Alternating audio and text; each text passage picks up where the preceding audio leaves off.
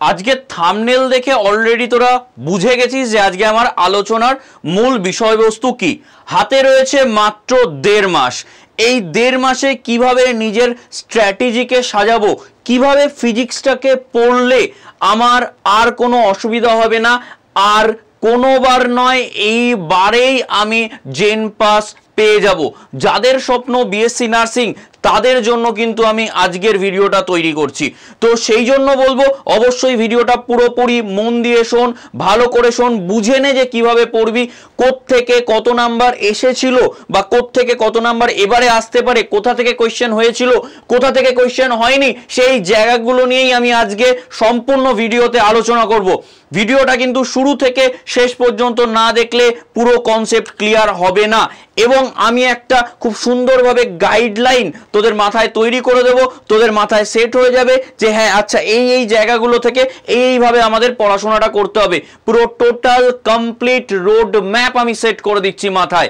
তার আগে একটু শুরুতেই বলে নি, তোরা অনেকেই আমায় প্রশ্ন করছিস ইউটিউবের ক্লাস দেখে, তোরা দেখছিস আমাদের ইউটিউবের ক্লাস আসছে পরপর back to back, physics, chemistry, biology, English, কোনো ক্লাস বাদ দিচ্ছি না। ইউটিউবে সব ক্লাসই চলে আসছে এবং ক্লাস রুটিনও দিয়ে দিচ্ছি। সেগুলো দেখে আমার কাছে প্রচুর কমেন্ট আসছে, স্যার আপনাদের কি কোনো ব্যাচ নেই? একদম আমাদের ব্যাচ আছে, পেড ব্যাচ আছে, যেটা 1 এপ্রিল 2025 থেকে ব্যাচটা শুরু হচ্ছে। 1 এপ্রিল 2025 যে ব্যাচটার নাম হচ্ছে সুশ্রুত 2.0। এই ব্যাচটা কিন্তু স্মার্ট ব্যাচ, অর্থাৎ আজকে যে ভিডিওটা এটা দেখেও তোদের আইডিয়া তৈরি হবে যে এই ব্যাচটাই কি হতে পারে বা কি হতে চলেছে। একদম পুরো স্মার্টলি এক্সাম ওরিয়েন্টেড ক্লাস হবে এই ব্যাচে। এই ব্যাচের প্রাইস রাখা হয়েছে মাত্র 1205 টাকা। কোর্স ফিজ হচ্ছে মাত্র 1205 টাকা। শুধু তোদের অ্যাপটাকে ইনস্টল করে নিতে হবে, তারপরে স্টেট সিলেক্ট করে তারপরে বেঙ্গলি নার্সিং এ গিয়ে তোদের যে সুশ্রুত 2.0 ব্যাচটা আসবে সেখানে গিয়ে একটা কোড দিতে হবে। কোডটা হচ্ছে কুপন কোডটা Y982, ক্যাপিটালে Y982। এই কোডটা দিয়ে তার পাশে যে অ্যাপ্লাই থাকবে সেই অ্যাপ্লাই করে দিলেই তোদের যে প্রাইসটা সেটা কিন্তু 1205 টাকা হয়ে যাবে। একদম ঠিক শুনছিস, এত কম কোর্স ফিজে আমরা সেরা কোর্স দিচ্ছি। তো তোরা অবশ্যই কোর্সটা নে, এটাই আমি বলবো। তোরা ওয়াইটিতে ক্লাস দেখ, মানে ইউটিউবে ক্লাস দেখ, তাহলেই বুঝতে পারবি আমরা কি করতে চলেছি ব্যাচটার মধ্যে। চল আর কথা না বাড়িয়ে আজকে আমরা আসল যে মূল উদ্দেশ্য আমার, সেই মূল উদ্দেশ্যে আমরা ফিরে যাই যে কি করব। দেখ আমার সামনে পুরো জিনিসটাকে সাজিয়ে রেখেছি। আজকে পুরো একদম এরকম ভাবে ভাত মেখে সুন্দর করে একদম মুখের মধ্যে এরকম পুরে দিচ্ছি। জাস্ট একটুখানি চিবিয়ে সুন্দর করে ডাইজেস্ট করার মতো চিবিয়ে গিলে নে, বাকিটা কাজ হয়ে যাবে। একটু দেখে নে। প্রথমেই দেখ আমি রেখে দিয়েছি আলো। এই যে আলো, এই পুরো পার্টটা থেকে টোটাল যদি তোরা দেখিস তাহলে টোটাল এই এতগুলো বছর যে জেন পাসের পরীক্ষাটা হয়েছে 2017 থেকে 24 অবধি টোটাল 23 নাম্বার এসছে, টোটাল 23 নাম্বার। এবং আমি তোদের আজকে বিস্তারিতভাবে ব্যাখ্যা করব কোথা থেকে কত নাম্বার এসছে, কোনটুকুনি এখন পড়ার দরকার, কোন জায়গাটা বাদ দিলেও চলবে, সেটাই আলোচনা করব। তো এই 23 নাম্বারের মধ্যে দেখ 2024 সালে 4 নাম্বার এসছে। আমি কিন্তু ক্যাটাগরি 1, 2 মিলিয়েই বলছি। টোটাল এসছে 4 নাম্বার। তার মানে আমি যদি দেখি এখানে 25 মার্কসের মধ্যে 4 মার্কস তো এখান থেকেই চলে এলো, 21 মার্কস দরকার। এবং আমার যে স্ট্র্যাটেজি, দেখ সেই স্ট্র্যাটেজি অনুযায়ী ফিজিক্সের যে ধরনের কোয়েশ্চেন হয়, তোদের আমি ওয়াইটিতেও ক্লাস নিয়ে আসছি, তোরা বুঝতে পারছিস, নিজেদেরকে সলভ করতে হবে, নিউমেরিক্যাল বেসড কোয়েশ্চেন আসবে। তো এই জন্য তোদেরকে টার্গেট রাখতে হবে ফিজিক্সে 12 থেকে 15 যেন আমি তুলতে পারি। আমি বলবো না যে দেখ আমি যেভাবে বলছি একদম 25 পেয়ে যাবি, একদম আমি ভুলভাল কথা বলার জন্য এই ভিডিওটা বানাচ্ছি না। একদম 12 থেকে 15 মার্কস টার্গেট করতে হবে। এবার তার জায়গায় তোর যদি 18, 20, 22 হয়ে গেল তো খুবই ভালো কথা। কেমন আমি বোঝাতে পারছি আশা করি। তো সেই স্ট্র্যাটেজিটাকে সাজাতে হবে। এবার দেখ আমি এক এক করে জায়গাগুলোয় যাব।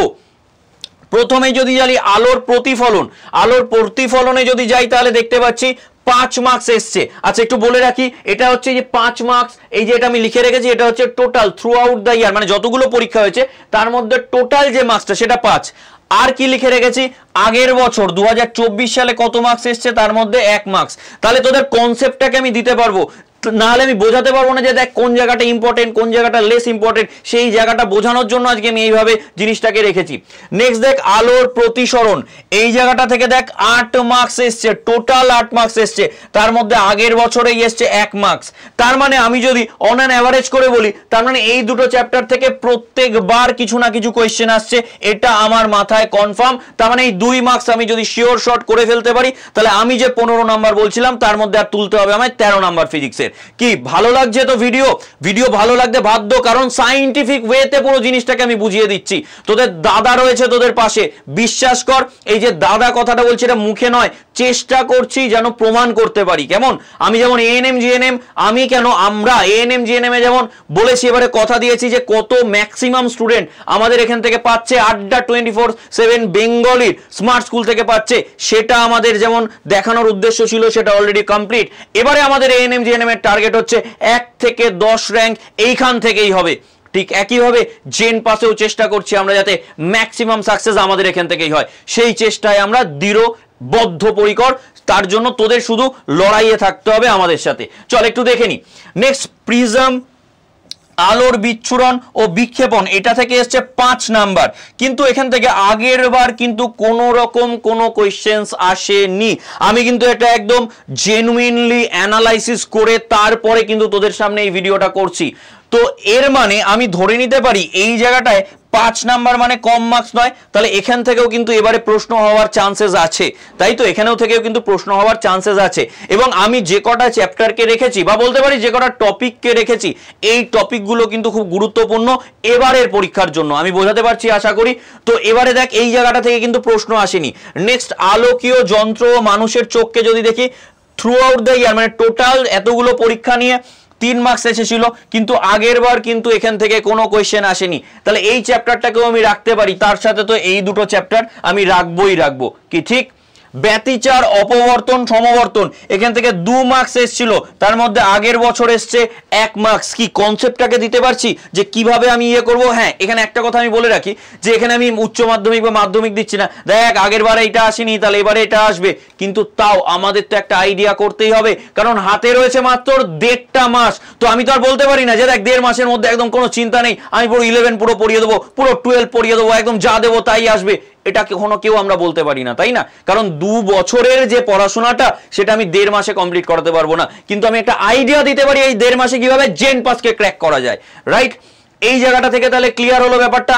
আলোর পার্টটা টোটাল তাহলে 23 নাম্বার, তার মানে আলোটা কিন্তু আমাদের কাছে খুব গুরুত্বপূর্ণ ভূমিকা রাখছে, এবং কথা দিলাম ব্যাচের মধ্যেও আলোকে সেইভাবেই পড়ানো হবে, সেইভাবেই গুরুত্ব দিয়েই পড়ানো হবে, কারণ এই অ্যানালাইসিস গুলোই আমরা করছি। এবং বলে রাখি এই ফিজিক্সের রোডম্যাপের সাথে সাথে আমরা দিয়ে দেবো তোদের বায়োলজি থেকে শুরু করে কেমিস্ট্রি থেকে শুরু করে সবকিছুরই রোডম্যাপ গাইডেন্স তোদেরকে কিন্তু আমরা দিয়ে দেবো, কোনো টেনশন করবি না, তোদের দাদা তোদের পাশে আছে। চল বারবারই একটাই কথা বলছি, নেক্সট একটু চলে যাই। তড়িৎ আর চুম্বকত্ব, এই দুটো পার্টকে রেখেছি, টোটাল 38 মার্কস এসছে, এই দুটো পার্ট মিলিয়ে টোটাল 38 মার্কস এসছে এই যে 17 থেকে 24 অবধি এক্সামের মধ্যে। ঠিক আছে, তার মধ্যে তো 1 বছর হয়নি, সেটা আমি ছেড়েই দিলাম। তার মধ্যে আগের বছর চলে এসছে 3 মার্কস, এই জন্য এই পার্টটাকে আমি এত গুরুত্বপূর্ণ রেখেছি। কেমন, কোথা থেকে কি এসছে সেটাও আমরা দেখে নিই। দেখ স্থির তড়িতের প্রাথমিক যে ঘটনাবলী সেগুলো থেকে এসেছিল কি 1 নাম্বার, যেটা আগের বছর কোনো আমরা নাম্বার দেখতে পাইনি সেখান থেকে। তড়িৎ ক্ষেত্র তড়িৎ বিভব, এটাকে তো আমি প্রচুর ইম্পর্টেন্ট জায়গা দেবো, কারণ এখান থেকে পুরো একদম 8 মার্কস এসেছিল, কিন্তু আগের বছর কোনো কোয়েশ্চেন আসেনি। তাহলে এই জায়গাটা থেকে কিন্তু একটা চান্সেস আছে কোয়েশ্চেন্স আসার, এই জায়গাটা থেকে চান্সেস আছে, এবং এইগুলো আমি কনফিডেন্টলি বলতে পারি হয়তো এসেই যাবে। ধারক ও ধারকত্ব, তোরা নিজেরা হয়তো বুঝতে পারছিস ভিডিওটা দেখে কতটা গুরুত্বপূর্ণ জায়গা নিয়ে আমি আলোচনা করছি। 4 মার্কস এসছে, তার মধ্যে আগের বার কিন্তু কোনো কোয়েশ্চেন্স আসেনি। তার মানে এই জায়গাগুলোকে কিন্তু আমাকে পাখির চোখ করে রাখতে হবে, এই জায়গাগুলো কিন্তু আমায় পাখির চোখ করে রাখতে হবে। আর একটা ইম্পর্টেন্ট জায়গা দেখ, প্রবাহী তড়িৎ কারশফের যে সূত্রটা আছে সেটা টোটাল 9 মার্কস এসছে কারশফের সূত্র থেকে, যেটা আগের বারই চলে এসছে 2 মার্কস। আগের বার এসছে বলেই এবার আমি রাখবো না তা তো নয়, বরং আমি এটাকে আবার আর একটা স্টার দিয়ে ভীষণ পরিমাণে গুরুত্বপূর্ণ হিসাবে তোদের সামনে তুলে ধরবো। তড়িৎ শক্তি ও ক্ষমতা থেকে টোটাল এসেছিল 4 মার্কস, আগের বার কোনো মার্কস দেখতে পাচ্ছি না, তাহলে এই জায়গাটাকে আমি রাখতে পারি আর একটা গুরুত্বপূর্ণ জায়গা হিসাবে। তার মানে তোরা দেখ আমি আরো কিছু চ্যাপ্টার নিয়ে বলি দিয়ে তারপর বলছি। দেখ তড়িৎ চুম্বকত্ব এখান থেকে 4 মার্কস এসেছিল টোটাল, তার মধ্যে আগের বছর এসে 1 মার্কস। পদার্থের চৌম্বক ধর্ম থেকে টোটাল 1 মার্কস এসছে, তার মধ্যে আগের বছর কিছুই আসেনি এখান থেকে। তড়িৎ চুম্বকীয় আবেশ ও পরবর্তী প্রবাহ আবার একটা ইম্পর্টেন্ট জায়গা, আবার একটা ভীষণ ভীষণ ইম্পর্টেন্ট জায়গা, যেখান থেকে টোটাল 5 মার্কস এসছে কিন্তু আগের বছর কোনো নাম্বার আসেনি। তো এই জায়গাটাকে আমি আর একটা গুরুত্বপূর্ণ জায়গা হিসেবে রাখবো। তড়িৎ চুম্বকীয় তরঙ্গ এই জায়গাটাকেও আমি প্রচন্ড গুরুত্বের মধ্যে রাখবো। এখানে দেখ 2 মার্কস এসেছিল টোটাল, এই জায়গাটায় কিন্তু কোনো মার্কস আসেনি। এবার তোরা একটা জিনিস দেখ, এই যে আমি আলো আর এই যে তড়িৎ এবং চুম্বকত্ব এই দুটো জায়গা আলোচনা করলাম, এই দুটো জায়গায় আমরা যদি ভালো করে পড়তে পারি এবং প্রত্যেকটা পার্ট ইন্ডিভিজুয়ালি আলাদা আলাদা করে বলে দিলাম, তো এই জায়গাগুলোকে যদি আমরা ভালো করে করতে পারি তাহলে আমার টোটাল যে 25 মার্কস আছে, তাহলে এই 25 মার্কসের মধ্যে নেই করেও হয়তো 7 মার্কস কি 8 মার্কস চলেই আসবে। তোদের আমি টার্গেট দিয়েছিলাম 12 থেকে 15 মার্কস। কি ঠিকঠাক বলছি তো কথা? একদম ঠিকঠাক জেনুইন কথা বলবো, কেমন?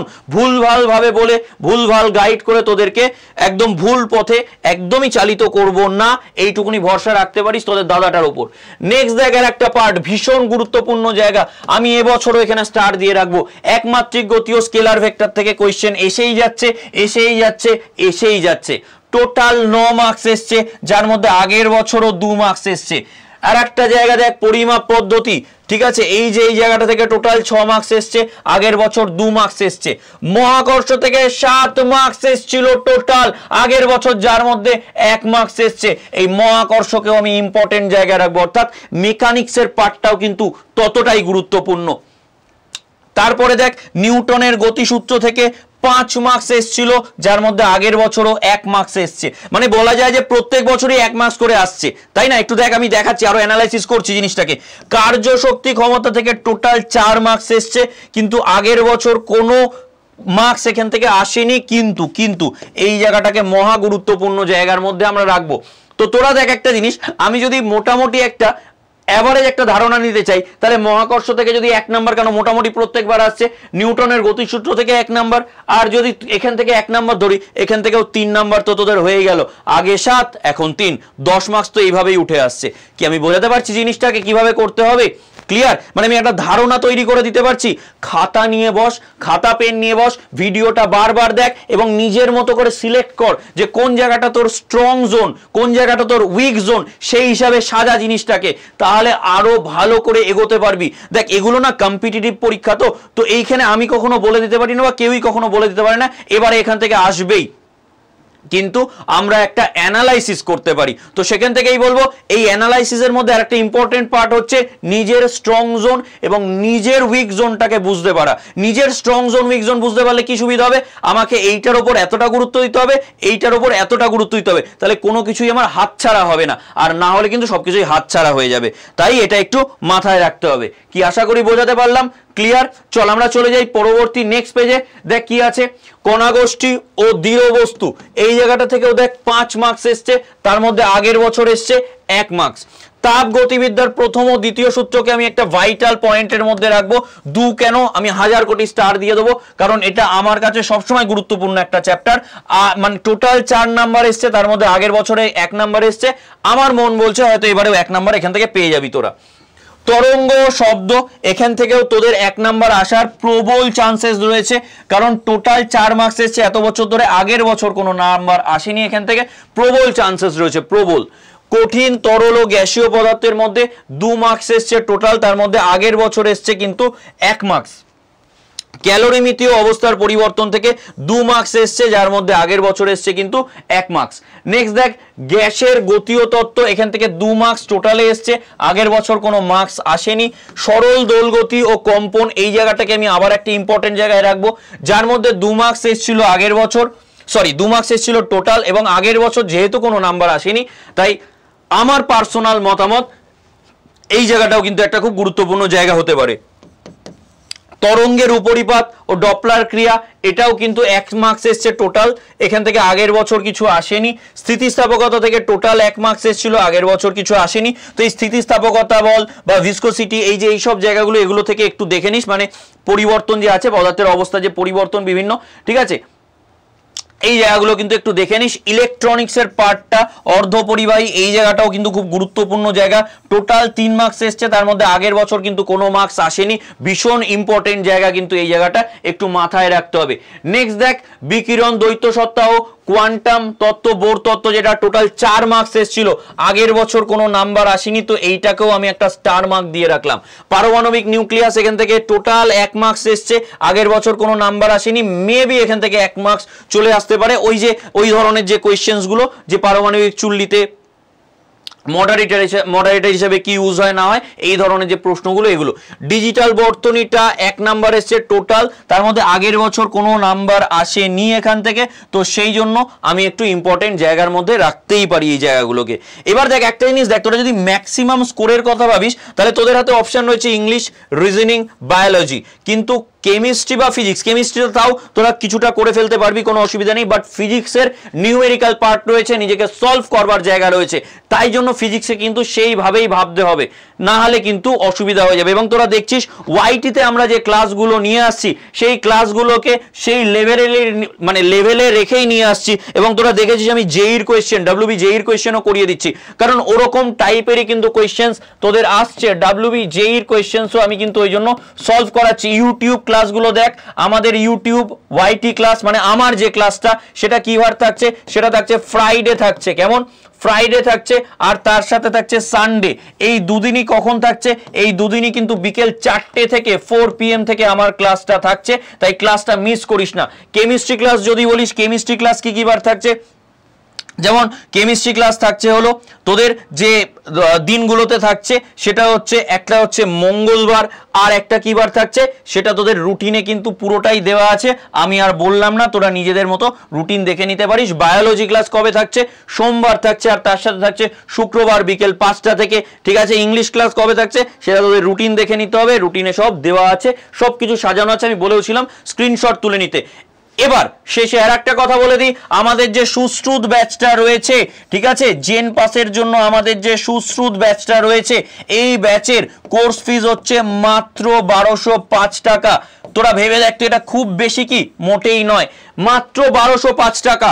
এটার জন্য তোদের একটা ছোট্ট কাজ করতে হবে, কুপনের জায়গায় গিয়ে ক্যাপিটালে লিখতে হবে Y982, এই কোডটা তোরা যদি দিস, তবেই কিন্তু এই প্রাইসটায় চলে আসবে।